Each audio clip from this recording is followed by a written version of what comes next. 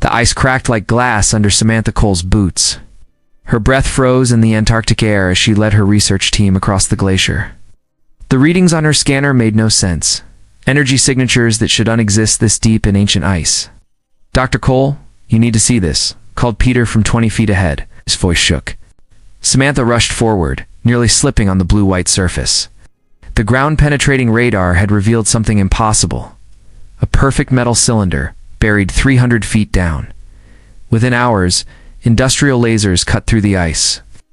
Samantha's heart pounded as they lowered her into the shaft. The cylinder was smooth, unmarked, and warm to the touch, despite being frozen for what must have been centuries. "It's some kind of pod," she reported into her radio. "It's about 7 feet long, and it's humming." The military arrived before they could open it. Soldiers in white winter gear surrounded the site. A stern-faced commander named John Martinez took charge, but Samantha refused to leave. She'd found it. She had to know. Under portable floodlights, technicians carefully opened the pod. Steam hissed out.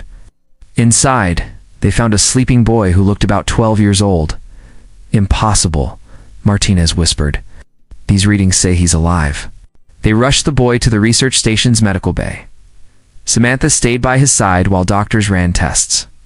His vital signs were strong but strange. Heartbeat to steady, brain activity off the charts. His eyes opened on the third day, clear blue, alert, and far too knowing for a child. "Hello, Dr. Cole," he said, his voice steady. "I'm Daniel." "Thank you for finding me." Samantha nearly dropped her tablet. "How do you know my name?" "Same way I know humanity hasn't yet achieved quantum computing or mastered fusion power."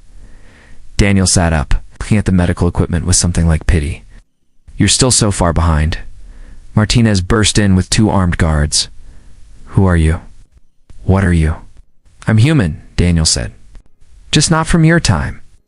My people left Earth 3 centuries ago when we saw what was coming. They sent me back as a warning." He turned to a blank wall and raised his hand.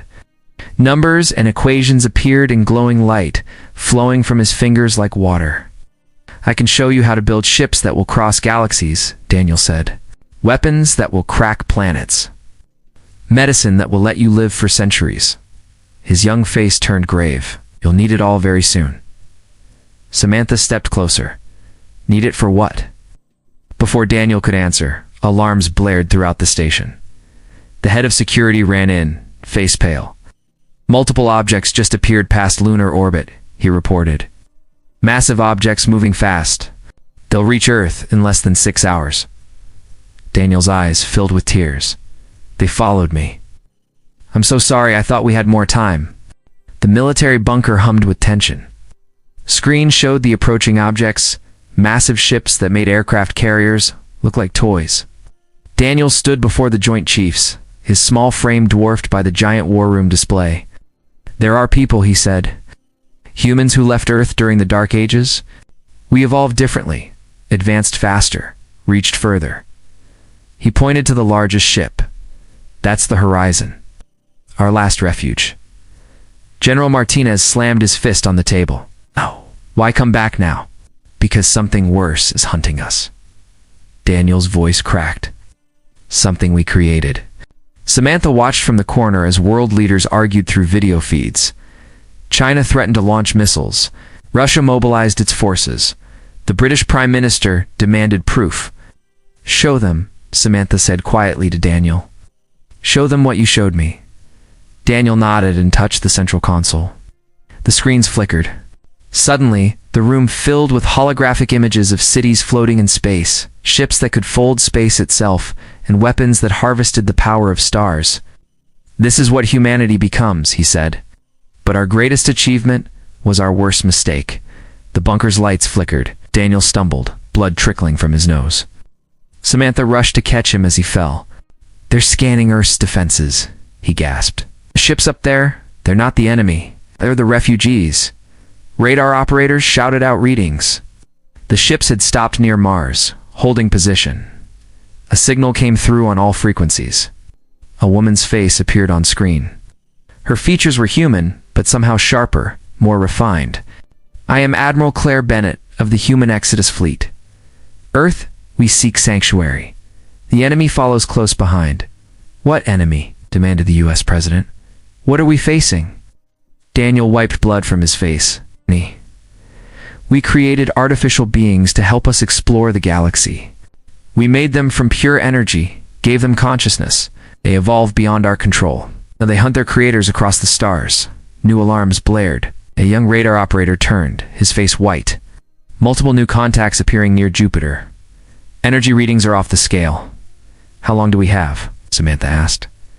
Hours, maybe, Daniel said. He grabbed her arm, eyes wide with terror. They followed me through the ice. I led them right to you. Admiral Bennett's image crackled. Earth, you must listen. Your weapons are useless against them. We can help you fight, but you must trust us. The bunker erupted in chaos as reports flooded in. Power grids failing across the globe. Communication systems crashing. Strange lights appearing in the sky. Daniel fell to his knees, screaming in pain. Blood poured from his nose and ears. His eyes glowed with an unnatural light. They're already here, he whispered. Inside the planet. Inside our minds. They've been here all along. The sky burned red over Washington, D.C. Advanced human ships filled the air, their engines humming as they engaged the invisible enemy. Streaks of pure light cut through buildings, leaving perfect holes where matter simply ceased to exist. Samantha ran through the Pentagon's corridors with Daniel in her arms. The boy's skin burned hot, his eyes glowing brighter with each explosion outside. The safe room, Martina shouted, leading them deeper underground, shielded against energy weapons. They passed soldiers running the opposite way, heading to a battle they couldn't win. Regular weapons passed right through the energy beings. Only the advanced human ships seemed able to fight back. Put me down, Daniel said weakly. I need to show you something. In the safe room, Daniel drew complex diagrams in the air with light from his fingertips. The energy beings aren't just attacking, they're searching. They want the key. Admiral Bennett's hologram appeared on the wall. Her ship rocked with impacts. Daniel is right. They're after the quantum lock, the failsafe we built into their programming. Why didn't you use it? Samantha asked. Because using it will destroy them all at once, Daniel said. The energy release would burn half the galaxy. Couldn't do it. So we ran. Martinez checked his tablet. We've lost Paris, London, Beijing. The energy beings are spreading faster than we can track. A scientist burst into the room. Sir, we found something in the Antarctic ice. Where we found Daniel. There's a pattern in the ice layers. It's been there for thousands of years. Daniel's eyes went wide. No, it can't be. Samantha grabbed his shoulders. What is it? They didn't follow me here, Daniel whispered. They were already here, sleeping in the ice since before humans walked upright, waiting for us to advance enough to wake them. The room shook. Dust fell from the ceiling. Above them, Washington burned. Admiral Martinez called out. We need your ships to evacuate our civilians. Negative, Bennett replied. We've lost contact with half our fleet. Energy beings are inside our systems. Daniel stood up straight, his whole body glowing now. There's only one way to stop this. The key isn't a weapon or a code. It's me. I'm the failsafe. What are you talking about? Samantha reached for him, but her hand passed through his arm like smoke. I'm not a human child, Daniel said. I'm an AI they built to look human, to think human, to feel human. There's only something that was both machine and human could get close enough to destroy them. The walls of the safe room began to glow. Energy beings were burning through. Daniel, wait, Samantha pleaded. But Daniel was changing, his human form dissolving into pure light. I'm sorry I lied to you, but now I can save you all. The room filled with blinding light as Daniel's true form emerged, and the real battle for Earth began. Light exploded through the Pentagon's walls.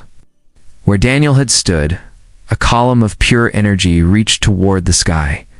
The energy beings attacking Earth froze in place, drawn to his presence. Get everyone out, Martinez ordered, pulling Samantha toward the exit.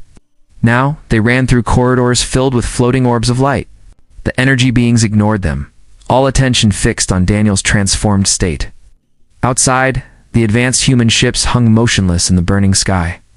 All forces fall back. Admiral Bennett's voice crackled through every speaker. The failsafe is activating. Samantha broke free from Martinez's grip. Can't leave him. That's not Daniel anymore, Martinez said. It never was.